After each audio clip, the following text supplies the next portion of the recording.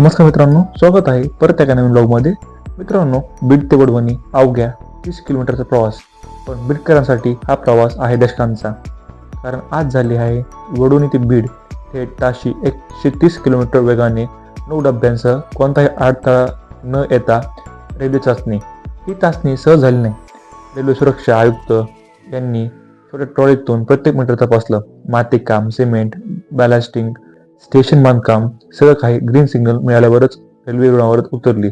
अहिल्यानगर बीड परळी हा फक्त रेल्वे मार्ग नाही, हा बीड जिल्ह्याचा विकासाचा मार्ग आहे. 17 सप्टेंबरला सुरू झालेली डेमू सेवा आणि आता बीड परळी कामही वेगात 30च्या गतीने आली आणि 130च्या वेगाने तेच घडवत निघून गेली. ही फक्त स्पीड ट्रायल नाही, हा बीडच्या भविष्याचा ट्रेलर आहे.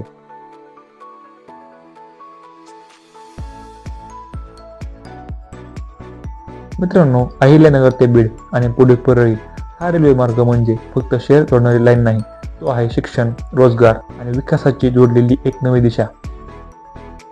सकाळी 30च्या गतीने चाचणी झाली आणि दुपारून 130च्या वेगाने तेच घडून गेलेली ही चाचणी. आज रेल्वे धावली नाही, आज बीड पुढे सरकलं आणि लवकरच बीड वडवणी ही रेल्वे सेवा चालू होईल अशी अपेक्षा. आणि असंच काम जोरात चालू राहिलं तर लवकरच अहिल्यानगर बीड परळी हा पूर्णपणे रेल्वे मार्ग सुरू करण्यात येईल व बीडकरांचं मोठं स्वप्न यामुळे पूर्ण होईल. मित्रांनो, तुम्हाला असेच ऑन ग्राउंड अपडेट आवडत असतील तर चॅनलला सबस्क्राईब करा आणि व्हिडिओ आवडला असेल तर लाईक करा, शेअर करा आणि कमेंट करा.